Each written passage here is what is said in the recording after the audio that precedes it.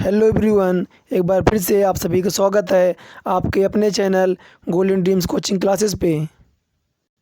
प्रिय छात्रों, आज का वीडियो आपके लिए काफ़ी इम्पोर्टेंट होने वाला है, क्योंकि आज की वीडियो में आपको बताएंगे ऐसे क्वेश्चन जो पेपर में 100% में 100% आना तय है।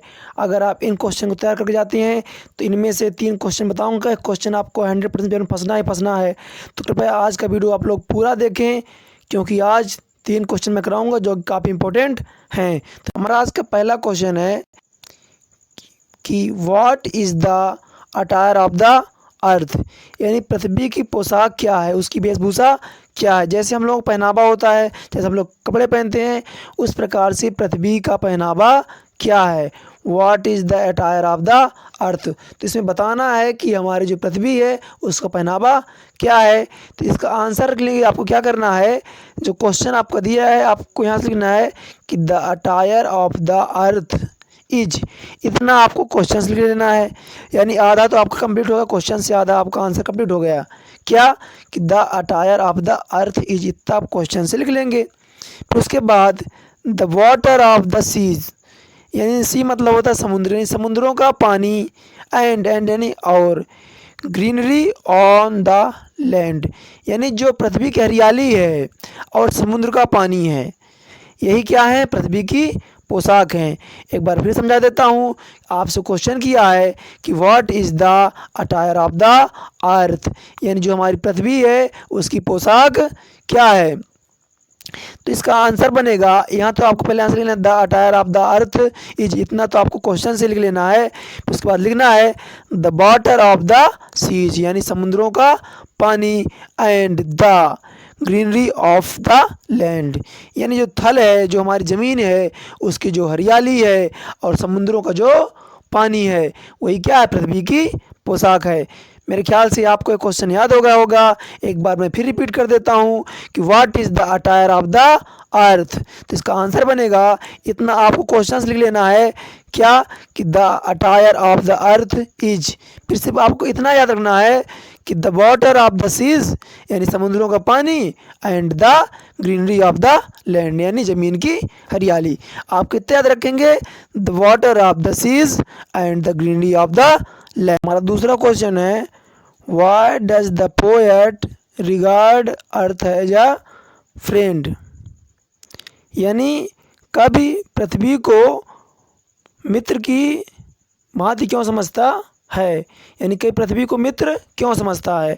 Why does the poet regard earth as a friend, यानी ये आपसे क्वेश्चन पूछा है कि कभी पृथ्वी को मित्र क्यों समझता है। तो चलिए इसका आंसर जानते हैं कि कभी पृथ्वी को मित्र क्यों समझता है। आप इसको देख ही रहे हैं कि क्वेश्चन आपका काफ़ी इंपॉर्टेंट है। 2009, 11, 13, 16, 17 कई बार आपसे पूछा जा चुका है। तो इसे आप ज़रूर तैयार करें। जो आज मैं तीनों क्वेश्चन आपको बता रहा हूँ, इन तीनों को आप तैयार करें। इनमें से एक आपके पेपर में पक्का से पक्का आना तय है। अगर आप इन तीनों क्वेश्चन को छोड़ते हैं तो आप अपने 2 से 3 नंबर कम कर लेते हैं। तो आप इन्हें ज़रूर तैयार करें, तभी आप अच्छा स्कोर कर पाएंगे। चलिए इसका आंसर देखते हैं। इसका आंसर होगा the poet regard earth as a friend. इतना तो आपका क्वेश्चन हो गया, इतना हमने क्वेश्चन से लिख लिया। अब आंसर लिखेंगे बिकॉज, क्योंकि इट प्रोवाइड्स, ये क्या करती है, उपलब्ध कराती है, अस यानी हमें, फूड खाना, एंड वाटर टू लिव, यानी पानी जीने के लिए। आपको पता ही है कि पानी के बिना हम जी नहीं सकते हैं। On as well as permits cities and gardens to grow on it, और जो हमारे शहर हैं या हमारे बगीचे हैं सब पृथ्वी के ऊपर ही बनते हैं। तो उनको बनने की हमें क्या करती है, परमिशन देती है, अनुमति देती है। तो एक बार फिर समझे इसका आंसर क्या बनेगा, the poet regard earth as a friend because it provides. Provide का मतलब होता है उपलब्ध कराना, अस यानी हमें, फूड यानी खाना, एंड वाटर टू लिव यानी जीवन होता है, on as well as permits यानी अनुमति देती है, परमिशन देती है, cities and gardens to grow on it. तो आपको पता ही है कि जो पृथ्वी है वो हमारे लिए क्या है, बहुत इंपॉर्टेंट है। बिना पृथ्वी के हमारा जीवन संभव नहीं है। तो कवि इसलिए उसको मित्र मानता है। क्यों मानता है? The poet regards earth as a friend because it provides, ये उपलब्ध कराती है अस यानी हमें, us food and water to live on as well as permits cities and gardens to grow on it. काफ़ी इजी इसका आंसर है, आप आसानी से इस आंसर को याद कर सकते हैं। आपको क्या करना है?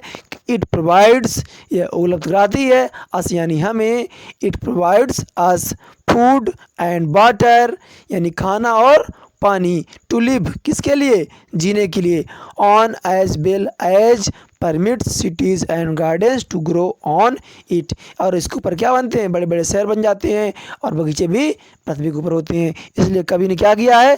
पृथ्वी को मित्र माना है। चलिए आज का अगला क्वेश्चन देखते हैं। हमारा जो अगला क्वेश्चन है काफ़ी इंपॉर्टेंट है, काफ़ी मोस्ट क्वेश्चन है, इसे आप ज़रूर तैयार करें। आपको मैं जो जो क्वेश्चन बता रहा हूँ सारे इंपॉर्टेंट हैं, बट इसे आप पक्का से पक्का याद कर लें। तो चलिए देखते हैं इसको। What makes the poet think that man is God's greatest creation? यानी वो कौन सी चीज़ है जो कवि को सोचने में के लिए विवश करती है कि जो मनुष्य है और भगवान की ग्रेटेस्ट यानी सबसे अच्छी क्रिएशन है। ग्रेटेस्ट क्रिएशन, क्रिएशन यानी होता है रचना। यानी वो एक कौन सी चीज़ है जो कवि को ये सोचने के लिए विवश करती है, मजबूर करती है कि मनुष्य भगवान की सबसे महानतम रचना है। चलिए इसका आंसर जानते हैं। The poet think that man is God's greatest creation. इतना तो आपको क्वेश्चन से ही कर लेना है कि the poet think that man is God's greatest creation. अब आपको सिर्फ इतना रखना है बिकॉज, क्योंकि he is the only one, he is the only one who can love and think. यानी कि मनुष्य एक ऐसा प्राणी है जो प्यार कर सकता है और सोच सकता है। चलिए एक बार फिर मैं इसको आप सबको समझा देता हूँ जिससे कि आप इसका आंसर आसानी से लिख सकें। हमारा क्वेश्चन था कि what makes the poet think that man is God's greatest creation. यानी वो कौन सी चीज़ है जो कभी को सोचने के लिए मजबूर करती है कि जो मनुष्य है भगवान की सर्वोत्तम रचना है। तो इसका आंसर होगा the poet think that man is God's greatest creation. यानी कभी सोचता है कि जो मनुष्य है भगवान की सर्वोत्तम रचना है। इतना तो आपको क्वेश्चंस लिख देना है, यानी यहाँ से लेके आपको यहाँ तक क्वेश्चंस लिखना है, क्रिएशन तक, फिर यहाँ बिकॉज लगाना है।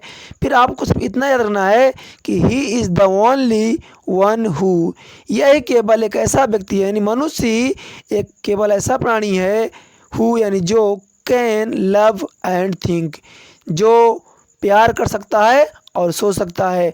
मैंने आज आपको तीनों इस पार्ट के मोस्ट इम्पोर्टेंट क्वेश्चन बताए हैं।